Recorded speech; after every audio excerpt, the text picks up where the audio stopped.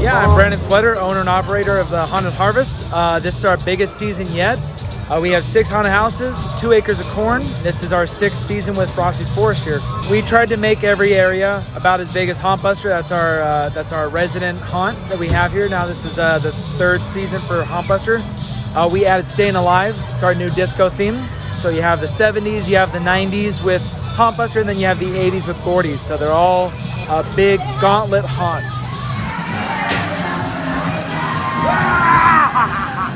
I haven't really seen a disco haunt. I thought that might be kind of something cool. Setting a disco is kind of off the wall. Once I got that idea, I kind of ran with it.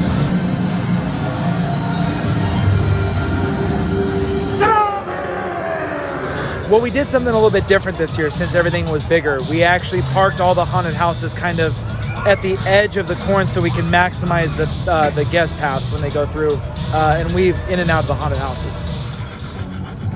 Hello. We run through October 30th, Thursday through Sunday.